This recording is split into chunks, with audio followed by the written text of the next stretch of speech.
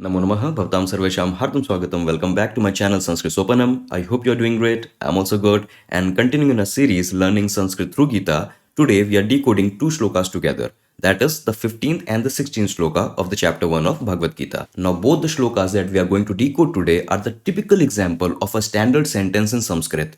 And what do I mean by that is simple, that in any sentence you will have an action, a verb or a kriya, that something is happening, and then you will have a subject or a karta, someone who is doing that action. And similarly, you will also have an object or a karma, something or someone on whom the action is being done. So suppose you take an example that a boy is reading a book. So the boy here is the subject, a karta, reading here is the action, the verb, the kriya, and book here is the object or the karma. So a very typical, a very fundamental sentence formation, and the same formation these two shlokas are following. So anyways, without wasting any more time, let's quickly dive in today's video. So as always, I have the shlokas ready with me. Let me go through the shloka once. Panchjanyam Rishikesho Devadattam Dhananjayah Poundram Dadmo Mahashankham Bhimkarma Vrikodaraha Anant Vijayam Raja Kuntiputro Yudhishthirah Nakulas Sahadevascha Sughosha Mani Pushpakau. So these are the two shlokas that we are going to decode today, and these are the Sandhi Vichhed version of the same shloka. So only a couple of sandhis happening in both the shlokas, and all the sandhi details, how it operates, what is the rule, everything in the PDF file. You can download the PDF file from the link in the description box. And as I mentioned before is that these shlokas are a very simple sentence formation. So all these words you see, Rishikeshaha, Dhananjayaha, Vrikodaraha, so quite visibly, they are in the first word case form. You can already guess this. And first word case form belongs to the subject, the karta, the one who are doing the action. And similarly, all these forms, Panchjanyam, Poundram, Mahashankham, Devdattam, all these are quite visibly in the second word case form. Why? Because these are the object, the karma. And then you have a single verb, dadmo. Dadmo, this verb we have already seen. We will again see it, no worries about that. But this is a very simple sentence formation. A subject, a verb or an object, and that's it. And similarly, if you can see in the 16th shloka, and same thing. Sahadevaha, Nakulaha, Kuntiputra Yudhishthiraha. All these first word case form, they are denoting the subject, the karta of the action. Then Anant Vijayam, Sughosh Mani Pushpakau, all these are the second word case form, the object. So in all, a pretty basic shloka. Let us quickly start decoding the shloka. So as always, we will start with an anchor word. And what anchor word we use generally is the action, the verb, the kriya pad. So we see this action, dadmo. Dadmo simply means he sounded or he blew, like blew to produce sound. So dadmo, this comes from the root word, the dhatu dma. Dma means same, to blow. To blow in order to produce sound. And in third person, perfect past tense, that is lit lakar in Sanskrit, and singular, this changes into this dma, it changes into dadmo. Simply meanings he blew or he sounded. Now this particular verb dma, that means to blow, we have already seen the form dadmo, that is the single person form. Then dadmatu, this particular verb form we saw in the last shloka that we did. That both Krishna and Arjuna dadmatuhu, they both blew.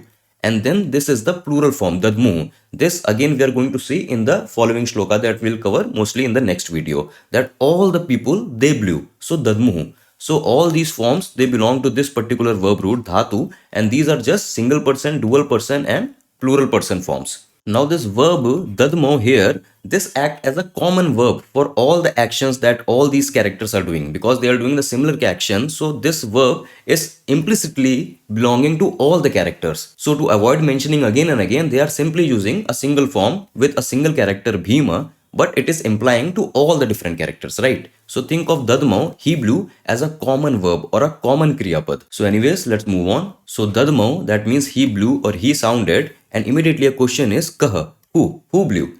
And the first character that we get from these shlokas is Rishikesha. Rishikesha dadmo, that Rishikesha is another name of Krishna. So Krishna blew, that is the sense here. Okay, so a bit of a trivia that this Rishikesha word, this is a samas, a combination word, and this is formed by two words, that is Rishik plus Ishaha. So Ishaha, this means Lord. Okay, like you have Jagadisha. So Jagadish is Jagat plus Ish. Jagat means world, Ish means Lord. So the Lord of the world. So Isha, this means Lord. And Rishik, so Rishik, this means senses or sensory organs, or as we say in Hindi, Indriya. So the Samas, the combination word simply means Lord of the senses, or one who has absolute control over the senses, over his sensory organs. And that is why Krishna, he is referred to as, his very common name is Rishikesha, because he has an absolute control over his senses, because he is a character that even in the middle of a war, even if middle of such a violent war as Mahabharata, he was still calm, he was still a jolly person, he was still a righteous person. That amidst all this violence, he was still a non-violent person. And that is how he has detached himself from all the senses. And this control over senses, this is actually a key theme of Bhagavad Gita also, and other texts like Patanjali's Yoga Sutra, that if you want to do good, if you want to become a better person, you should have a good control over your senses, that you should not give in to every sensory impulse that you get, because if you do that, your senses will guide you. But it should be other way around. You should have the control over your senses, and then you can do better, you can apply your focus better, you can dedicate your hard work better, you can do everything better in your life, both practically and spiritually. But okay, coming back to our context here, Rishikesha Dadmau simply means Krishna, he blew. And Rishikesha, now you know, this is simply a samas, Rishik plus Isha. And they both combine, and due to Sandhi rule, this changes into Rishikesha. This is a Gun Sandhi, if you can already see that A plus E, it gives A. And Rishikesha, since he is doing the action, he is the subject, the karta. So Rishikesh, the pratipadik, the base, it is in first word case form. So Rishikesha, simple as that. And immediately a question will pop up, come. So come means what? That what did he blew? What is the object? And the object is Panchajanyam. So Panchajanya, that is the name of Krishna's conch, Panchajanya.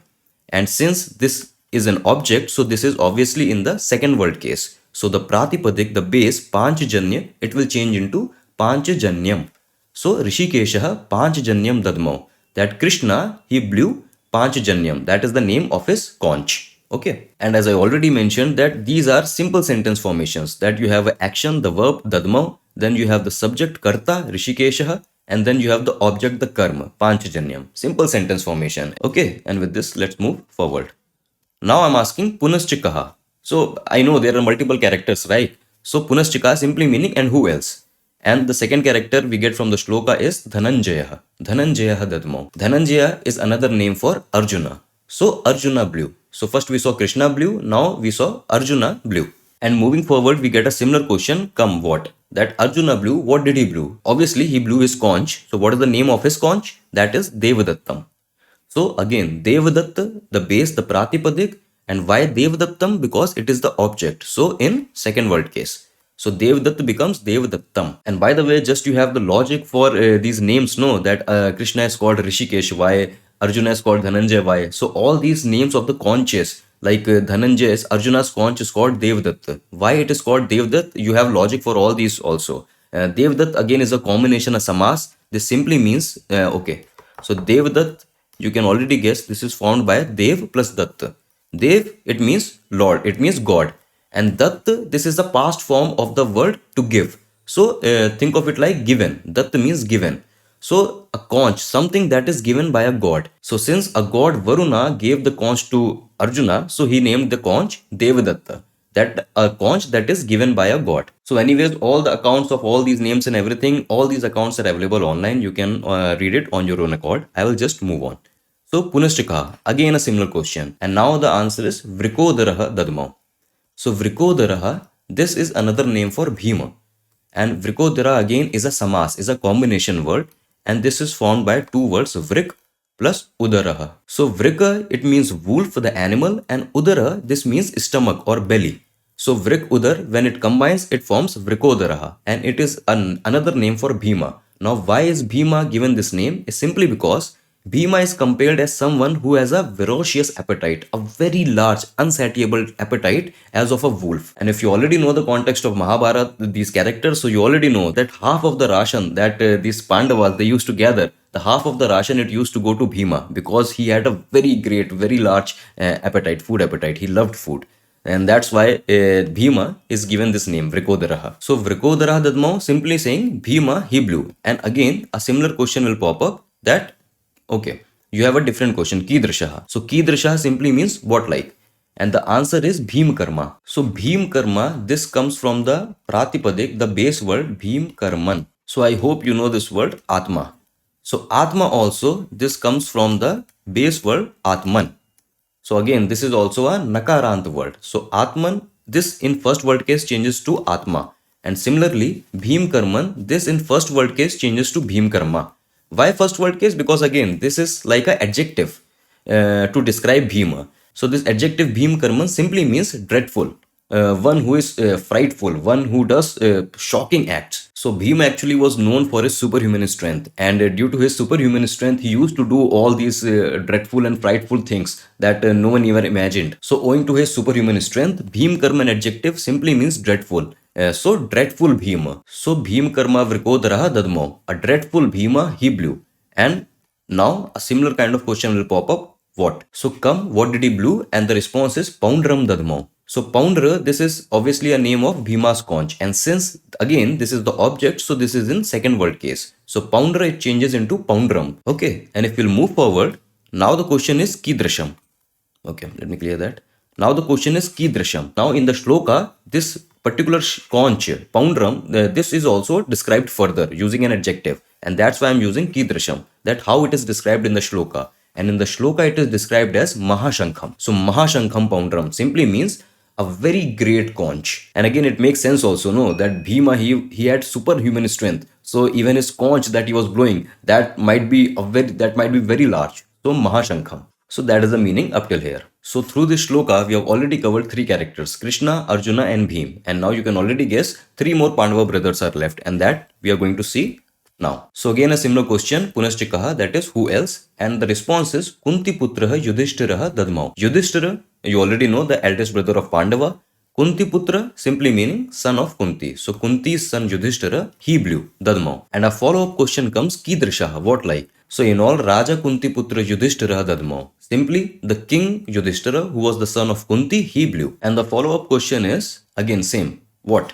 What did he blew? And obviously we know conch, he blew the conch, and his conch name was Anant Vijay. So Yudhishthira Anant Vijayam Dadimo, simply meaning Yudhishthira, he blew his conch, and what was the name? The name was Anant Vijay. And lastly we have the question again, who else? So talking about two persons, Nakul and Sahadev, inquiring about two people together, so that's why I'm using Kau. That is the Dvivachan, the dual form of Kim. So Punaschukau, who else? And the answer is Nakul, Sahadev, Cha. Nakul and Sahadev, these were the younger brothers, the youngest brothers of Pandava. Okay, so they Dadmo, they blew. And what did they blew? Same question. And the response is Sughosh Mani Pushpakau. Okay, so Nakul's conch, it was Sughosh, and Sahadev's conch, it was Mani Pushpak. And since in this particular shloka, these two words are combined together, so this is a samas, a combination word. So Sughosh and Mani Pushpak, when they combine, due to samas rules, it changes into Dvivachan. So Sughosh Mani Pushpakau, this is the combination word. Just as Ramaha Ramau, in Dvivachan it changes into Ramau.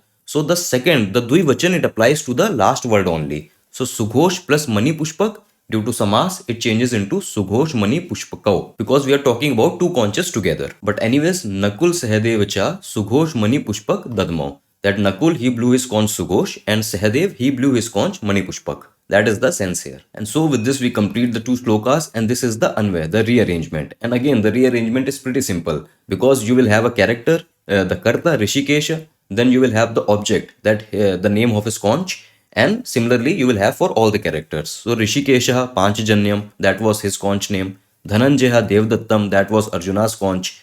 Then Bhim Karma Vrikodaraha, that is Bhim Karma, you already know, the adjective that was used for Bhima, that dreadful, frightful. And Vrakodaraha, you already know the meaning, that someone who has an appetite like a wolf, someone who has such a great appetite. So referring to Bhima. So Bhim Karma Vrikodara, he blew his conch Poundram, Pounder, and that was Mahashankham. It was described as Mahashankh. And then you have Raja Kunti Putra Yudhishthira, he blew his conch Anant Vijay.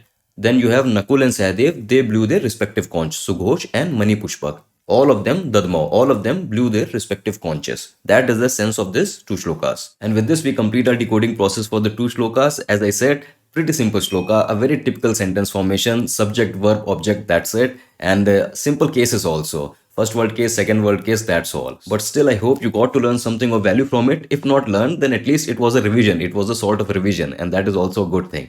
But anyways, that was it, and I'll meet you in the next video in the next shlokas. Until then, stay awesome, stay happy. Vayam punah milamaha. Dhanyavad.